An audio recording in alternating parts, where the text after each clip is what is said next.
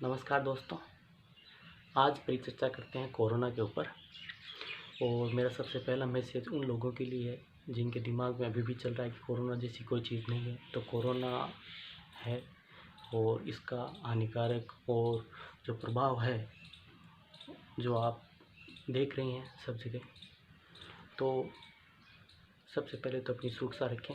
और इसकी सुरक्षा के लिए, इसके बचाव के लिए सबसे अच्छा और सुंदर जो तरीका है वो यही है कि अनावश्यक रूप से घर से बाहर ना निकले और घर पे ही रहें और अपने और परिवार की रक्षा करें।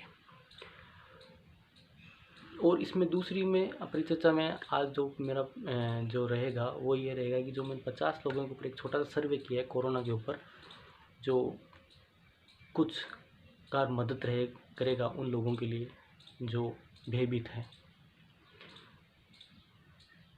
देखिए, कोरोना का जो अभी संक्रमण है, ठीक है, वो 2 प्रकार का संक्रमण हो रहा है अभी यहाँ पे। एक एसिम्टोमेटिक, दूसरा सिम्टोमेटिक। सबसे पहले तो ये बात करते हैं कि सिम्टोमेटिक क्या है, एसिम्टोमेटिक क्या है। एसिम्टोमेटिक जो संक्रमण हो रहा है कोरोना का, उसमें जो संक्रमित व्यक्ति है उसके किसी प्रकार के लक्षण नहीं आते हैं, ठीक है। उसके लक्षण नहीं आने के कारण क्या है, उसके लक्षण नहीं आने के कारण कई हो सकते हैं। कारण ये है, पहला कारण ये हो सकता है उसका कि उसको जो संक्रमण हुआ है या जो इसके अंदर वायरस गया है उसका लोड बहुत कम मात्रा में गया होगा, उसका प्रतिरक्षा तंत्र ज़्यादा मजबूत होगा। तीसरा हो सकता है कि यदि उसको पहले से कभी संक्रमण हुआ होगा तो इसके शरीर में प्रतिरक्षी बने हुए हैं तो उसको पता नहीं चला जब उसके शरीर में संक्रमण हुआ तब, ठीक है। इस प्रकार से कई कारण हो सकते हैं। दूसरा जो संक्रमण हो रहा है वो होता है सिम्टोमेटिक। उसके अंदर, व्यक्ति के अंदर जब भी संक्रमण होता है कोरोना वायरस के, उसके अंदर संपर्क में आया है कोरोना वायरस के और उसमें संक्रमित हुआ है तो उसके लक्षण शुरू हो जाते हैं। लक्षण में इसमें मुख्य रूप से सबसे पहले जो लक्षण इसमें स्टार्ट होते हैं, क्योंकि ये सबसे पहले बाहर से अपने शरीर में प्रवेश करता है। तो बाहर से शरीर में प्रवेश करने के इसके मुख्य जो हो सकते हैं वो अपना एक नाक के माध्यम से कर सकता है सांस के साथ में, दूसरा मुंह के माध्यम से कर सकता है और तीसरा आंखों के माध्यम से भी कर सकता है और कान के माध्यम से भी कर सकता है। आपने जब देखा होगा पीपी जो किट लगाते हैं डॉक्टर, तो कान में भी वो रुई वगैरह लगाते हैं और आँख में भी ग्लासेस लगाते हैं। क्योंकि इसका जो संक्रमण है, आप ये मत सोचिए कि आपके माउथ के माध्यम से ही होगा, नाक के माध्यम से होगा। इसका संक्रमण आँख के माध्यम से भी हो सकता है तब, क्योंकि इसकी जो झिल्ली है उसके संपर्क में आना होता है वायरस को, है ना। जो अपनी झिल्ली होती है उसके संपर्क में आना होता है, जो सॉफ्ट झिल्ली होती है, जो नम झिल्ली होती है, उसके संपर्क में आने से ये अपना प्रभाव दिखा सकता है। तो इसके लिए सबसे पहले तो अपन को यही बचाव जो मैंने बताए इनके बचाव करने हैं। यदि आप ज़्यादा संक्रमित एरिया में काम कर रहे हैं या पेशेंट्स के साथ में काम कर रहे हैं, ठीक है, तो उसमें आपको पीपी किट पहन के करते ही हैं डॉक्टर और जो अपने नर्सिंग स्टाफ वगैरह जो है, ठीक है। लेकिन ये होते हैं तो ये क्या, जैसे ही अपने माउथ से और नाक से अपने शरीर में प्रवेश करता है तो सबसे पहले इसका जो लक्षण आता है वो नाक के अंदर आता है, ठीक है। छींक आना है और छींक आएगी, मुंह के अंदर होगा तो भी फेरेंजाइटिस होगा। मतलब क्या हो सकता है कि गला सूख सकता है, गले में दर्द हो सकता है। नाक है तो नाक में भी जैसे स्नीजिंग होगी, जुकाम हो सकती है, जुकाम से लक्षण आएंगे, ठीक है। इस प्रकार से जो कॉमन है, ठीक है। उसके बाद जो जो मैं बता रहा हूँ, जो सिम्टोमेटिक जो पेशेंट्स हैं उनके अंदर, तो सिम्टोमेटिक पेशेंट फिर उसके अंदर क्या होगा कि जैसे ही वायरस, मान लो वो बंदा यदि नहीं पता चलता है उसको, तो फिर वायरस क्या करता है और उसका प्रभाव बढ़ाता है। उसकी वजह से बंदे को बुखार आती है, क्योंकि शरीर क्या करता है, अपना प्रतिरक्षा तंत्र खुद तैयार करता है और उस वायरस को मारने की कोशिश करता है बुखार के माध्यम से। तब शरीर के अंदर हाई डिग्री फीवर आता है, ठीक है। और फिर भी यदि बंदा चेतता नहीं है, यदि बंदे को नहीं पता चलता है उसको किस प्रकार से है, यदि वो टेस्टिंग नहीं करा रहा है, तो उसके फिर वो जो वायरस होता है वो शरीर के अन्य भागों में, जैसे लंग्स है, इसका जो मुख्य पसंदीदा जो एरिया है वो लंग्स है, लंग्स के ऊपर ज़्यादा अटैक करता है। तो लंग्स में जाके अपनी ये कॉलोनी या अपनी गुणिता या अपन को मल्टीप्लिकेशन करना वहाँ पे चालू कर देता है और वहाँ पर ये जाकर फाइब्रोलाइसिस कर देता है। मतलब लंग्स की जो एल्विलाई होती है, कुपिकाएँ होती है, उनको कठोर कर देता है। उनके अंदर जो सांस की जो आदान प्रदान की जो प्रक्रिया उसको रोकता है, इसके सांस लेने में दिक्कत हो जाती है। तो ये मुख्य रूप से सिम्टोमेटिक जो पेशेंट्स होते हैं उनके अंदर आते हैं। अब व्यक्ति क्या करते हैं, आज के जो मैं बताना चाहता हूँ, मुख्य रूप से जो बताना चाहता हूँ, ये बताना चाहता हूँ कि यदि किसी को आज जो कोरोना का इतना भय है, हर घर में, हर बंदे में इतना ज़्यादा भय हो चुका है कि वो मतलब एनी टाइम दिमाग में उसके कोरोना ही चल रहा है, ठीक है। तो उससे थोड़ी सी छींक आ जाती है, आप घर से 20 दिन से घर से बाहर भी नहीं निकले, किसी संपर्क में नहीं आए और आपको छींक आ गई, तो फिर वो कोरोना कैसे हो सकता है? क्योंकि आप किसी के संक्रमण नहीं हो, तो हो सकता है वो सर्दी जुकाम हुआ हो या किसी प्रकार की कोई एलर्जी हो, तो वो कोरोना नहीं होता है जब तक आप संपर्क में नहीं आते हैं तो, ठीक है। तो दूसरी बात, अब इसमें क्या करते हैं, तो जैसे ही लोगों को पता चलता है कि उनके ऐसी हो रही है, छींक आ रही है, छींक आ गई, तो छींक आने के बाद या थोड़ी सी जुकाम होने के बाद क्या करते हैं, आजकल सब लोग वेपोराइज़र यूज़ कर रहे हैं, तो वेपोराइज़र यूज़ करते हैं, स्टीम बाथ यूज़ करते हैं। स्टीम बाथ यूज़ करेंगे तो उसे भाप लेंगे, बार बार दिन में 4 या 5 बार भाप लेते हैं। उससे क्या होती है, अपनी जो नेज़ल मेम्ब्रेन होती है अंदर की, ठीक है, जो म्यूकस मेम्ब्रेन होती है अंदर की, नाक के अंदर जो झिल्ली होती है ना, तो और जो श्वास जो अपनी जो घ्राण तंत्रिकाएँ बोलते हैं इनको, है ना, ओल्फैक्टरी नर्व्स बोलते हैं, जो अपनी सुगंध के लिए और स्मेल के लिए जो रिस्पॉन्सिबल होती है, तो उन भाप से क्या हो जाएगी, वो उनको नेक्रोसिस हो जाएगा, उनको वो ख़त्म हो जाती है वो सेल्स वहाँ से, ठीक है। तो उसकी वजह से स्मेल आना बंद हो जाएगा और उनका फिर और पुख्ता हो जाता है कि ये तो दिक्कत होगी, कोरोना हो, तो मतलब वो सिम्टम्स खुद क्रिएट ही करने लग जाते हैं कि उन माइंड में आते। तो ऐसा कुछ नहीं है। पहली बात तो ये आप कंफर्म कर लीजिए कि कोरोना के है तो लक्षण क्या क्या हो सकते हैं।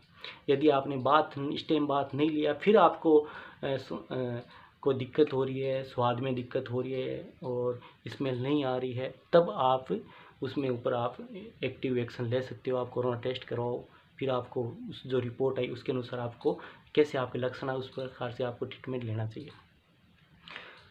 अब गलती क्या हो रही है व्यक्तियों से, गलती ये हो रही है कि जैसे ही कोरोना का भय इतना ज़्यादा हो रहा है कि जैसे पता चला कि सर्दी जुकाम हो गया तो क्या ट्रीटमेंट कोरोना का ही चालू कर देते हैं,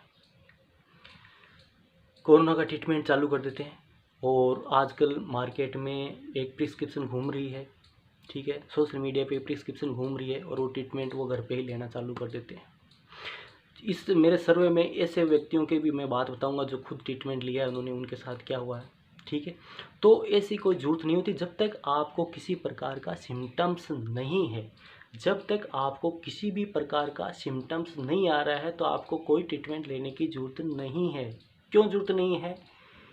क्योंकि ये सारे के सारे जो आपको प्रिस्क्रिप्शन में है ये सिम्टोमेटिक रिलीफ के हैं, ये आपके लक्षणों को दबाने के लिए ही ये इलाज है, कोरोना का कोई इलाज नहीं है इनमें, ठीक है। तो आपके सिम्टम्स ही नहीं आ रहे हैं तो आप फिर ये ट्रीटमेंट क्यों ले रहे हो, इसकी वजह से लोगों को दुष्प्रभाव हो रहा है ड्रग्स का, ठीक है। जैसे मैं फार्माकोलॉजी की बात करूँ तो फार्माकोलॉजी का थोड़ा बहुत ज्ञान उस आधार पे मैं बात कर रहा हूँ कि कोई भी ड्रग्स होती है उसका दुष्प्रभाव होता है। और ये जो एंटीबायोटिक्स आप ले रहे हो, भारी भारी एंटीबायोटिक्स ले रहे हो, तो इसका क्या होता है, बंदों में दुष्प्रभाव हो जाता है। उसकी वजह से दूसरे जो वाइटल्स ऑर्गन्स होते हैं, ठीक है, दूसरे जो वाइटल्स ऑर्गन्स होते हैं उनके ऊपर इनका प्रभाव हो जाता है। उसकी वजह से कई बार कोई केस बन जाता है, ठीक है। तो इसलिए और ये और ये साथ साथ में अब प्रत्येक घर के अंदर बिल्कुल स्वस्थ है व्यक्ति, सभी व्यक्ति स्वस्थ है, कोई बाहर नहीं जा रहा है, किसी प्रकार का कोई उनके कोई लक्षण नहीं है, फिर भी सभी जो एक आयुर्वेदिक काढ़ा के नाम से जो अभी चल रहा है वो ले रहे हैं। और आपको पता है अभी मई जून का टाइम होता है, शरीर की तासीर अभी गर्म है, अभी वैसे अभी ठंडे पेय पदार्थ पर नहीं ले सकते, लेकिन वो फिर गर्म काढ़ा लेते हैं, दोनों टाइम ले रहे हो गर्म काढ़ा। तो उसके यदि आप में किसी प्रकार के कोई लक्षण नहीं है, आप बाहर नहीं गए हो, किसी से संक्रमित व्यक्ति से नहीं मिले हो, तो मेरे हिसाब से आपको किसी प्रकार का काढ़ा लेने की ज़रूरत नहीं है। क्योंकि काढ़े के भी दुष्प्रभाव होते हैं, ये इसकी तासीर गर्म होती है, गर्मी के अंदर और गर्म तासीर आप लोगे तो उसके से अपने शरीर के जो अन्य अंग होंगे उनके ऊपर प्रभाव पड़ेगा और आवश्यक रूप से ही प्रभाव पड़ेगा और उसके दुष्प्रभाव आपको देखने को मिल सकते हैं। इसलिए जो गर्म काढ़े जो चल रहे हैं, यदि आपको कोई दिक्कत हुई है सर्दी जुकाम की और आप यदि ऐसी कोरोना जैसी कोई दिक्कत है तो आप उसके अंदर डॉक्टर से पूछ के आप ज़रूर काढ़ा लें, आपकी मेडिसिन के साथ में ले सकते हैं। बाकी अनावश्यक रूप से आप स्वस्थ हैं तो आपको लेने की ज़रूरत नहीं है, ठीक है। क्यों, गर्म तासीर के होते हैं, इसके दुष्प्रभाव आपको मिल सकते हैं, ठीक है। और फिर बात आती है कि जो मैं अपने सर्वे बताता हूँ उनके अंदर ही मैं आपको ये बताता हूँ ये चीज़ ये हो गई है, क्योंकि एक प्रिस्क्रिप्शन वाली चीज़ मेन थी कि जो मार्केट में प्रिस्क्रिप्शन घूम रही है, तो उसकी बात थी कि जो लोग पॉजिटिव आ गए हैं, क्योंकि यदि टेस्टिंग करवाते हैं तो उनमें से कुछ लोग पॉजिटिव आ जाते हैं, ठीक है, आते भी हैं, उनके अंदर स्टेन, मैं नहीं कह रहा कि उनके अंदर स्टेन नहीं होता है, कोरोना नहीं है, कोरोना का स्टेन होता है, लेकिन वो एसिम्टोमेटिक होते हैं कि उनके शरीर की प्रतिरोधक क्षमता अच्छी होती है कि उसको लक्षण को बाहर नहीं देती, उसको पहले ही उस वायरस को किल कर देती है, ठीक है। तो इसलिए अब पॉजिटिव नाव आते ही जो मार्केट में प्रिस्क्रिप्शन चल रही है उसका ट्रीटमेंट ले लिया, 5 दिन फिर सेटिस्फेक्शन हो गया, अब ठीक है, ठीक तो पहले ही थे आप, अब क्या ठीक है, ठीक तो पहले ही थे, ठीक है। तो वो प्रिस्क्रिप्शन लेके अपने आप को ज़्यादा सेटिस्फेक्शन, वो मेडिसिन लेके सेटिस्फाई कर लेते हैं, लेकिन मैं ये बताना चाहूँगा उस प्रिस्क्रिप्शन में कोरोना की कोई भी दवाई नहीं है, कोई भी अभी तक कोई भी प्रमाणित दवा नहीं है कोरोना की, वो सारे के सारे सिम्टोमेटिक, आप डोलो सब जानते हो, पैरास्टामोल 650 mg आती है, बुखार के लिए आती है, आपको बुखार है नहीं तो आप क्यों ले रहे हो, उस प्रिस्क्रिप्शन में वो भी दी हुई है।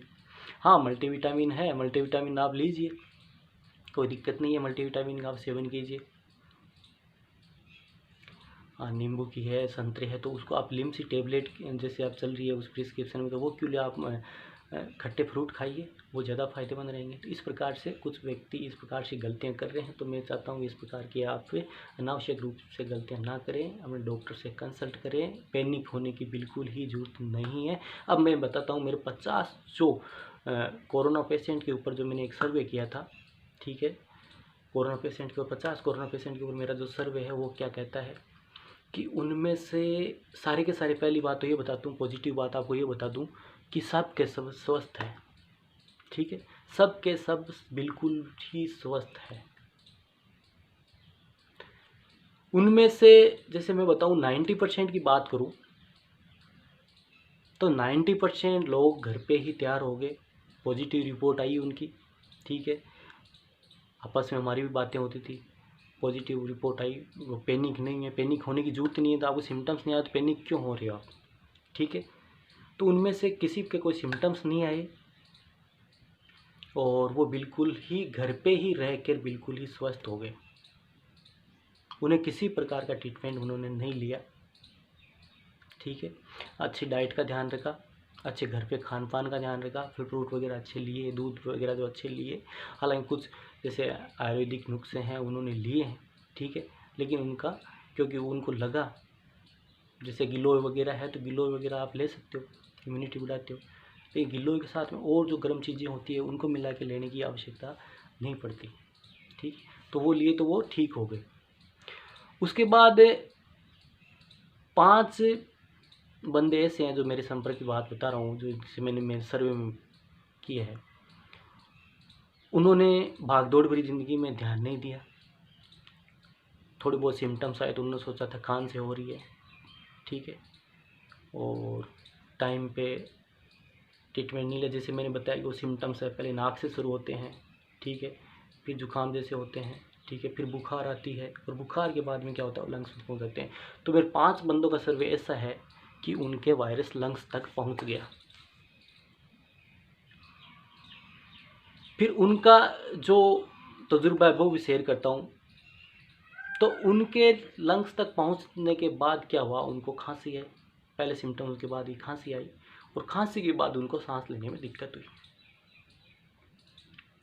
उनमें से 3 बंदे जो पैनिक नहीं हुए, वो 3 बंदे घर पे ही उस टाइम उनके क्योंकि जब ऐसे सिम्टम्स हो जाते हैं तब डॉक्टर भी कंसल्ट करता है, तब उनके वो जो एंटीवायरल ड्रग फेविफ्लू चल रही है वो चालू की गई थी, ठीक है, फेविफ्लू चालू की गई, और जैसे वो और भी जो ड्रग्स है सिम्टोमेटिकली पड़े वो चालू की गई। 3 बंदों के 5 में से 3 बंदों के घर पे ही ट्रीटमेंट हो गया और करीब 4 या 5 दिन के अंदर वो बिल्कुल नॉर्मल हुई, हालांकि सांस लेने में थोड़ी बहुत उनको दिक्कत हुई, लेकिन 5 दिन के अंदर उनके बिल्कुल ही कवर हो गया।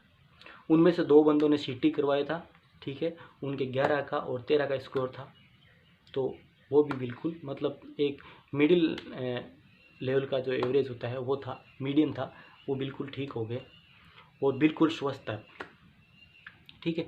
दूसरी बात, जो 2 बंदे हैं, 5 में से 2 बंदे जिनके लंग्स तक संक्रमण पहुंच गया था, ठीक है, तो उनमें से 2 बंदों को ऑक्सीजन की ज़रूरत पड़ी। हिम्मत वाले बंदे थे, पैनिक नहीं हुए, ठीक है, खुद ही चले गए हॉस्पिटल, ऑक्सीजन ली, ठीक है। 5 दिन में ऑक्सीजन सेचुरेशन बिल्कुल ठीक हो गया, क्योंकि इसका असर रहता है, इसका असर मैक्सिमम रह सकता है 14 दिन, ठीक है। और कई डॉक्टर कह रहे हैं कि अभी जो स्टेंट चल रहा है उसके 21 दिन तक भी रह सकता है, 21 दिन तक आप मॉनिटर कर सकते हैं, 14-15 दिन तक ये अपना पूरा असर दिखा देता है, ठीक है। तो 3-4 दिन तक उनकी सेचुरेशन कम थी, जब तक उन्होंने ऑक्सीजन ली, कोई ट्रीटमेंट नहीं लिया, ठीक है, ऑक्सीजन ली, और साथ में जो ये सिम्टोमेटिक रिलीफ का जो है ये चल रहा था। लेकिन रेमडेसिविर जैसे आप मार्केट में चल रहे हो वो देनी चाहिए, स्टीरॉयड देनी चाहिए, वैसा कुछ नहीं दिया उन्होंने, ठीक है, या ना उन्होंने लिया।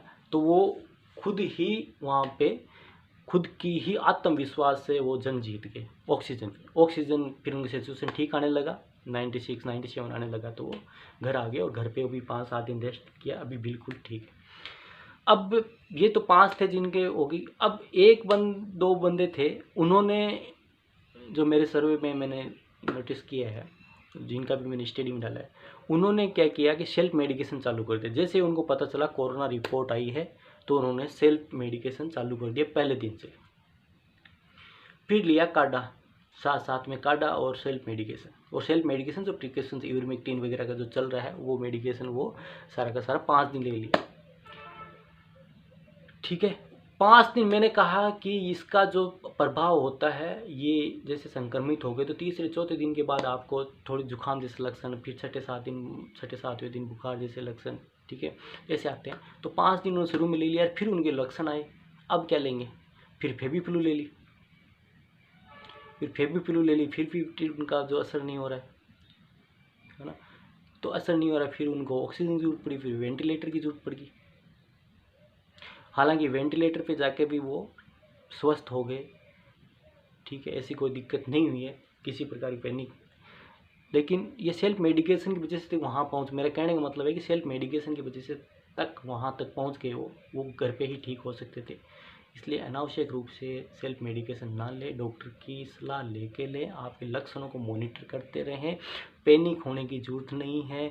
क्या होता है कि आजकल मार्केट में सभी डॉक्टर बने हुए बैठे हैं, सभी के ऑक्सीमीटर, घर पे ऑक्सीमीटर ले लिया है, दिन में 50 बार ऑक्सीजन चेक करते हैं, तो ऑक्सीजन की लेवल ऊपर नीचे हो सकती है, वो कंडीशन अलग अलग होती है।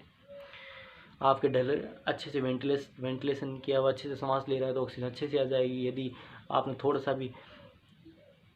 थोड़ी सी भी आपके कहीं पे मतलब वेंटिलेटेड एरिया में नहीं हो, है ना, तो उसमें थोड़ी बहुत ऑक्सीजन कम आ सकती है, ऐसे कोई दिक्कत वाली बात नहीं होती है, तो इससे पैनिक होने की ज़रूरत नहीं होती है। तो ये छोटा सा एक जो डिस्कशन था मेरा, ये डिस्कशन करने का मकसद यही था कि इसमें सबसे पहली बात तो है पैनिक होने की ज़रूरत नहीं है। जिसने जंग जीती है, उन 50 लोगों की जो मैंने सर्वे रिपोर्ट बताई है, वो जंग जीती है, वो आत्मविश्वास से जीती है।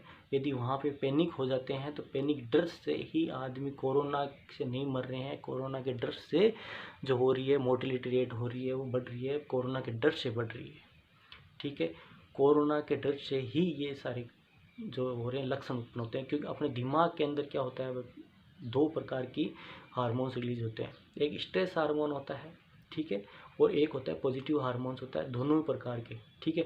यदि अपन जैसा सोचते हैं तो शरीर अपनी वैसे ही प्रतिक्रिया करना लग जाता है। यदि कोरोना की रिपोर्ट पॉजिटिव आ जाती है तो उसके दिमाग में, पेशेंट के दिमाग में, या जो संक्रमित व्यक्ति है कोरोना की जो बात है तो उसके अंदर वो लक्षण उत्पन्न होने लग जाते हैं। जैसे सोचेगा वैसे लक्षण उत्पन्न हो जाएंगे। यदि वो उनको पॉजिटिव सोचेगा तो उसके पॉजिटिव लक्षण उत्पन्न हो जाएंगे, ठीक है।